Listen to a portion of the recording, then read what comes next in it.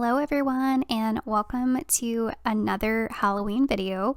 So this video we are going to be targeting the outside decorations and then I also want to give you a little bit of an update, a few things that I've added for my daughter's room, and then also I wanted to share with y'all her costume that we're putting together. And it's not like I'm making it or anything, but I have a few alterations that I'm doing.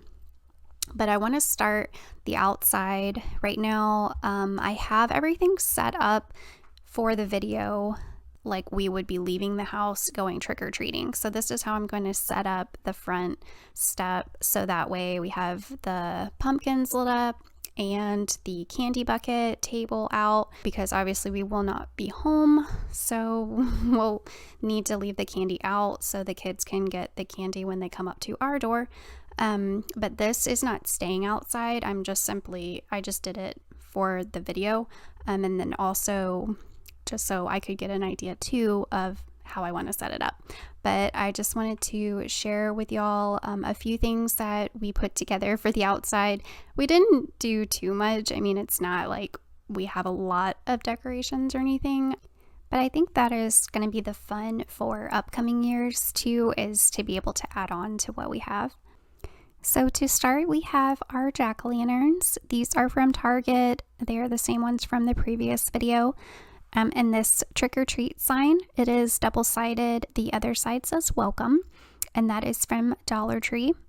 And then our really cute gargoyle, he came with a birth certificate, and I just think that is the cutest thing.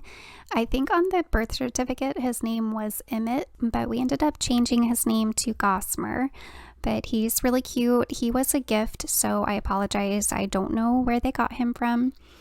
And then we just have our candy bucket. This was from Walmart a few years ago, but I have seen it this year, so I think they're still available.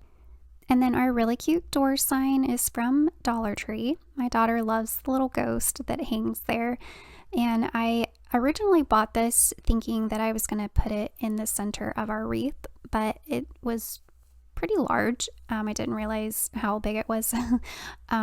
So I just have it hanging here on the doorknob. And then our wreath is very old. I've had it several years, but it's just one of those grapevine ones that you can get at Hobby Lobby. And then I just stuffed it with some moss that I found. It used to be gray, but now it's a really dingy, ugly color, but that's okay because it just goes along with the spookiness. And then I just put some of that extra spider web with some spiders on there. Moving out to the front of our entryway, we have a giant spider from Amazon, and also more of the spider webbing made with the beef net material that was also from Amazon. On our wooden beams, we have banners that say Hocus Pocus and Trick or Treat, and these are both from Amazon. And this really sweet trio came from Amazon with Frankie, a zombie, and this sweet little witch. And the zombie, of course, is my favorite. I love his brains. They are so adorable. And he wasn't very expensive. I think it was probably about $40 or $45 on Amazon. And these are a great way to put decorations when you don't have a lot of room for storage, because they do compact down pretty well. And then, of course, coming into my favorite part that was the most fun to put together is this giant spider web. So this is made with a material called beef netting, and it's, I think, just like butcher's cloth, but it's super stretchy, and all you do basically is just cut holes in it and then pin it or nail it in place. I just used some thumbtacks, but it was surprisingly very easy.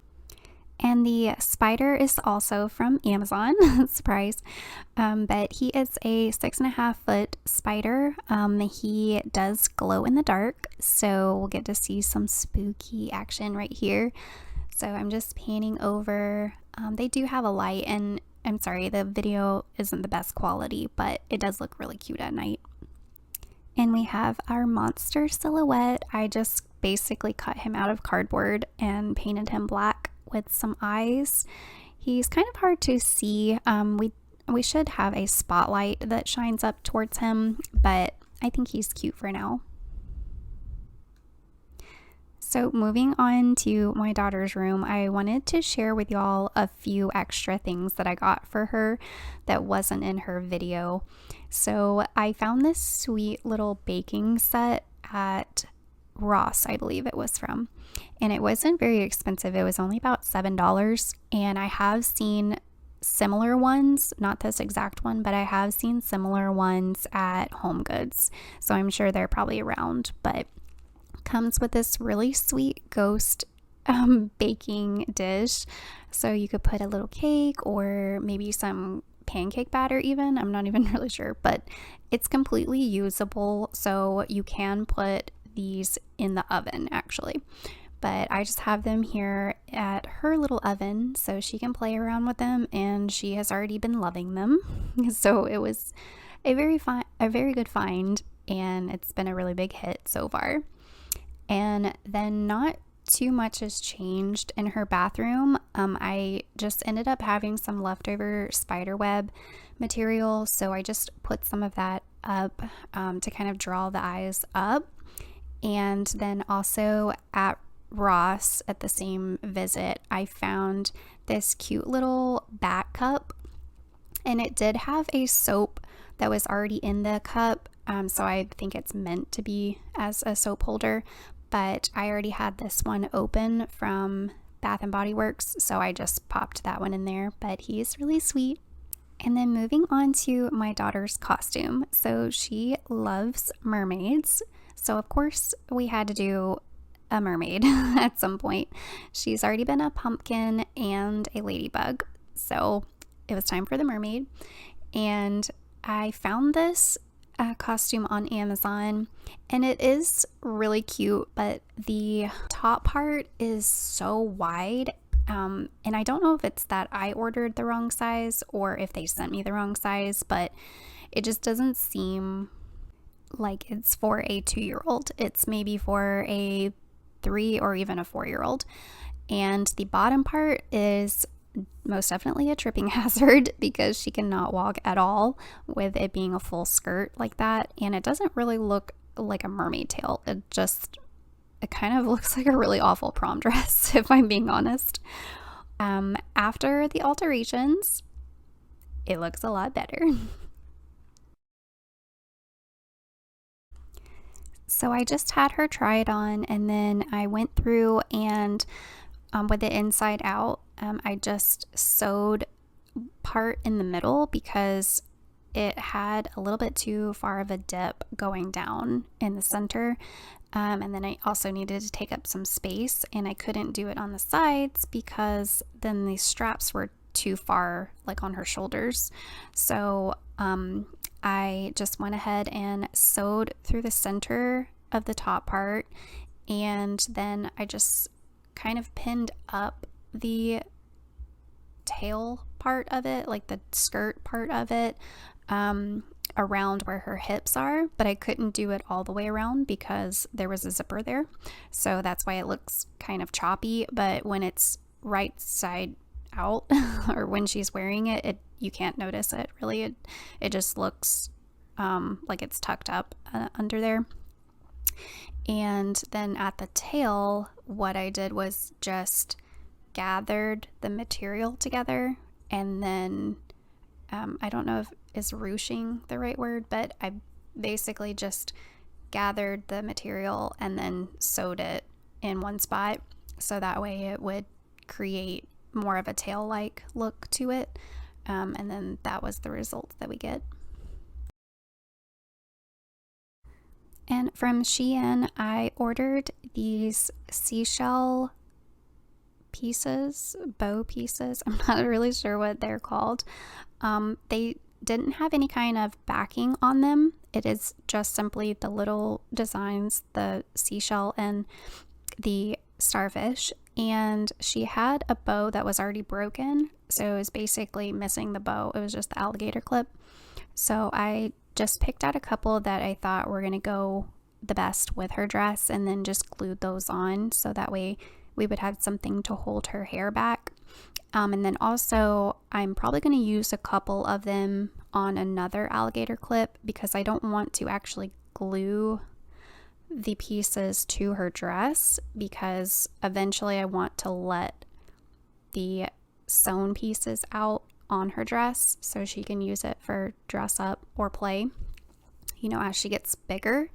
So I don't really want to glue anything and mess up the print, but I may just make another one of these and then just clip it on the center of her outfit, like where the breastplate area is. But we're just going to leave it for now how it is, and then just see whenever she wears it for the party, and then see how it looks if we need to add anything. And then for her bucket, this was my favorite part of the whole costume, and it's probably the most simple, but I didn't want her to carry just a regular Halloween bucket, you know, just like a jack-o'-lantern, which she has, and it's really cute, but I wanted something that was going to fit more of the costume. And so and this was during the summer when we ordered all of this, and she needed some beach toys because we really hadn't been to the beach. And while I was ordering the beach toys, I was thinking, why don't I go ahead and get a sandcastle bucket that will go with the dress, or at least try to get a neutral enough color so that way we could use it with the Halloween costume, because we already knew at that point she was going to be a mermaid for Halloween. So it kind of worked out. We got the sand toys with the sandcastle bucket, and then now we're getting to use it for a candy bucket. And yes, it is dirty because she's been using it for the summer, because, you know, we live in real life. So but that is it for this video. I hope y'all enjoyed it, and please stick around for my next video, which would be the party planning, and we have a lot of fun treats to make, and it's going to be a blast. Hope to see you there.